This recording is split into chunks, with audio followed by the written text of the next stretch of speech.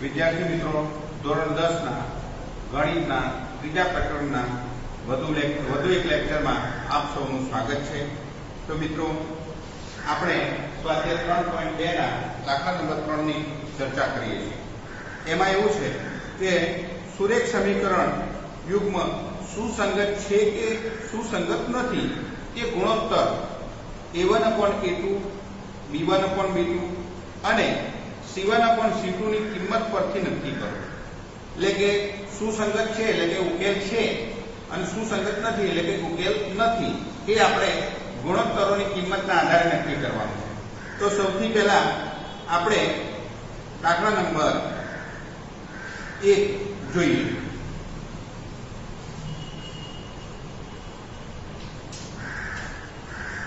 તો આપણે બંને સમીકરણો અહીંયા લખીએ છીએ. 3x + 2y બરાબર 5, 2x - 3y બરાબર 7. તો સૌથી પહેલા મિત્રો આ સમીકરણ યુગ્મને પ્રમાણિત સ્વરૂપમાં દર્શાવીશું. તો પ્રમાણિત સ્વરૂપમાં શું દર્શાવાય, કેવી રીતે દર્શાવાય એ જુઓ. તો 3x + 2y - 5 બરાબર 0. એટલે કે 5 છે બરાબરની જમણી બાજુએ છે એને આપણે બરાબરની ડાબી બાજુ લાવવા પડે અને a1x + b1y + c1 બરાબર 0 સ્વરૂપમાં મેળવવું પડે. પછી બીજું સમીકરણ છે એને પણ આપણે દર્શાવી આ રીતે. તો 2x - 3y - 7 બરાબર 0. હવે મિત્રો a1 આ સમીકરણ ઉપરથી a1 ની કિંમત કેટલી થશે? તો 3, b1 ની કિંમત 2, c1 ની કિંમત -5. એ રીતે આ સમીકરણની a2 ની કિંમત 2, b2 ની કિંમત -3, c2 ની કિંમત -7. હવે મિત્રો આ જે ગુણોત્તર છે એની કિંમત મેળવીએ. તો a1/a2 એટલે કે 3/2, b1/b2 એટલે કે 2/-3 એટલે કે -2/3, c1/c2 એટલે કે -5/-7. બંને માઈનસ છે એટલે કે નિશાની બદલાઈ જશે એટલે કે ધન થઈ જશે. એટલે કે c1/c2 બરાબર 5/7. તો આમ તમે જોઈ શકો છો આ જે ગુણોત્તરો છે. તો આ ગુણોત્તરો વચ્ચે તમે સરખામણી કરી શકો છો કે a1/a2 is not equal to b1/b2. એટલે કે આપેલ સમીકરણ યુગ્મને એ ઉકેલ છે અને સમીકરણ યુગ્મ સુસંગત છે. ઉકેલ મળે એટલે કે સુસંગત છે એમ કહી શકીએ. એ જ રીતે આપણે બીજા સમીકરણોને પણ ચકાસી શકીએ છીએ. તો એક ચોથો દાખલો પણ આપણે આમાં જોઈ લઈએ. તો આ દાખલાનો સ્ક્રીનશોટ પાડી અને તમે તમારી નોટબુકમાં ઉતારી શકો.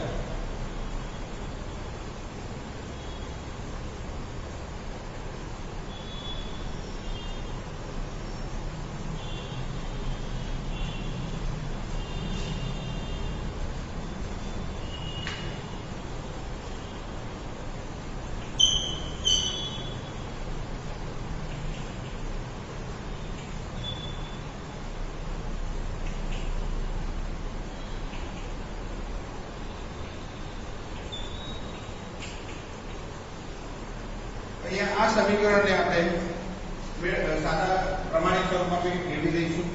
તો 5x - 3y - 11 બરાબર 0. એ જ રીતે -10x + 6y + 22 બરાબર 0. આ જે પ્લસ છે એ ડાબી બાજુ આવે, માઈનસ છે એટલે -22 છે એ ડાબી બાજુ આવે તો પ્લસ થઈ જશે.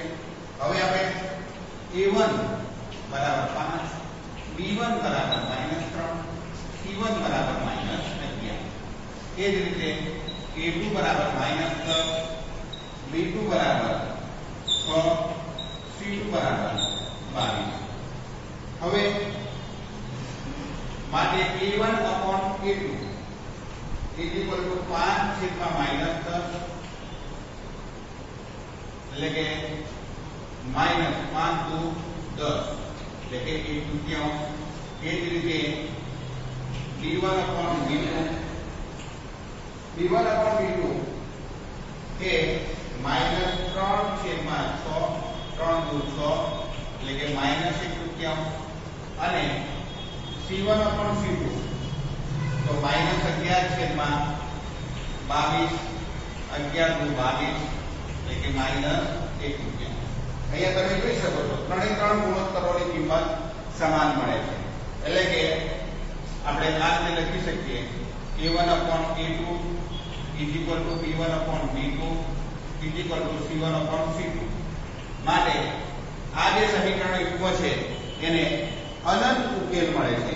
એટલે કે આ બંને રેખાઓ સંપાતી બનશે અને એનો ઉકેલ છે એ અનંત મળશે. એટલે કે દ્વિચલ સુરેખ સમીકરણ યુગ્મને અનંત ઉકેલ છે. માટે આ સમીકરણ યુગ્મ છે એ સુસંગત છે એ આપણે કહી શકીએ. આ જે સમીકરણ યુગ્મ છે એ સુસંગત છે એ આપણે કહી શકીએ. એ જ રીતે દાખલા નંબર 4 માં પણ તમારે આ રીતે સુસંગત છે કે નહીં એટલું જ જણાવવાનું છે. એનો ભૌમિતિક ઉકેલ એટલે કે આલેખની રીતે દર્શાવવાની જરૂર નથી. એટલે ત્રીજો અને ચોથો દાખલો પણ આ રીતે તમે ગણી શકો છો. અને બાકીના દાખલા છે એને તમે આ રીતે ચર્ચા દ્વારા એને ઉકેલવાના છે, આલેખ દોરવાના નથી. તો મિત્રો આ રીતે સુસંગત છે કે નહીં એ આપણે અહીંયા નક્કી કરી અને જોયું છે.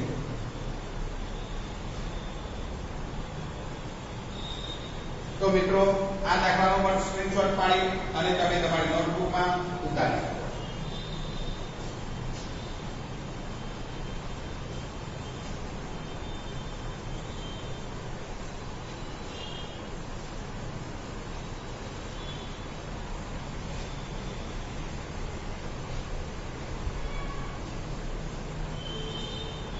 હવે મિત્રો સુરેખ સમીકરણ યુગ્મનો ઉકેલ મેળવવાની જે રીતો છે તે પૈકીની બીજી રીત આદેશની રીત.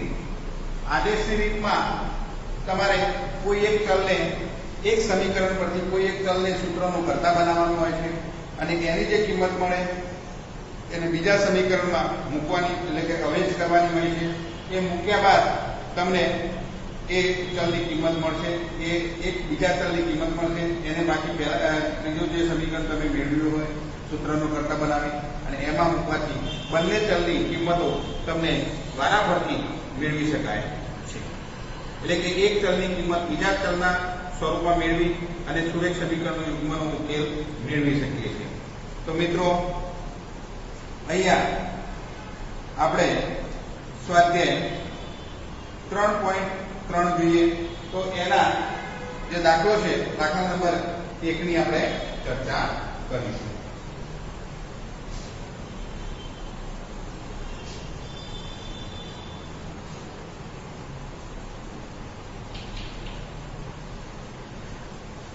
તો એમાં મિત્રો પહેલો દાખલો છે એની ચર્ચા કરીએ.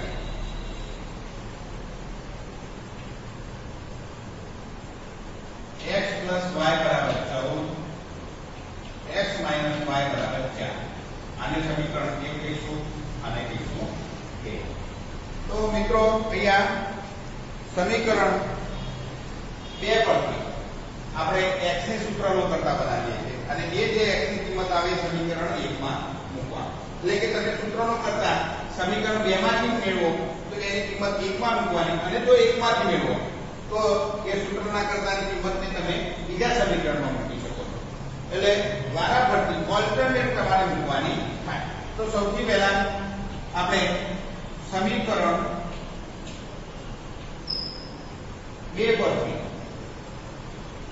x બરાબર 4 આ માઈનસ y છે સામેની બાજુ જાય એટલે 4 y થશે આ એક કિંમત મળી એટલે કે આને કહી દઈએ સમીકરણ 3 એટલે કે સમીકરણ 3 માંની જે કિંમત છે એને આપણે સમીકરણ 1 માં મૂકીએ તો અહીંયા લખીએ કે સમીકરણ 3 ની કિંમત સમીકરણ 1 માં મૂકતા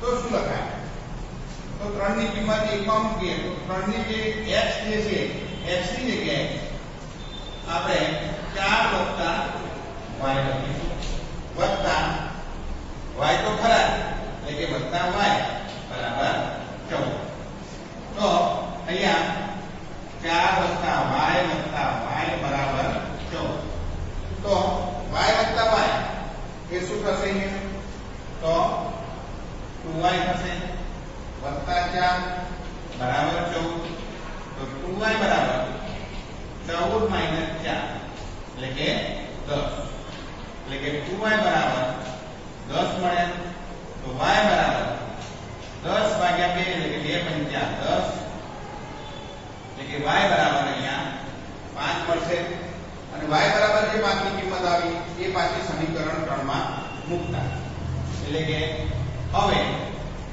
y બરાબર 5 જે y ની કિંમત આવી એ જે તમે બીજું સમીકરણ બનાવ્યું છે એની અંદર મૂકો એટલે તમને x ની કિંમત મળશે એટલે કે સમીકરણ 3 માં મૂકતા તો x બરાબર 4 y એટલે કે 5 4 ને 5 9 એટલે કે x બરાબર 9 એટલે આ બે જે કિંમતો મળી એ આપેલા સમીકરણ યુગ્મનો ઉકેલ માટે લખી શકીએ છીએ કે દ્વિચલ સૂરે સમીકરણ યુગ્મનો ઉકેલ x બરાબર 9 y બરાબર 5 મળે તો આ દાખલાનો સ્ક્રીનશોટ પાડી અને તમે તમારી નોટબુકમાં ઉતારી શકો.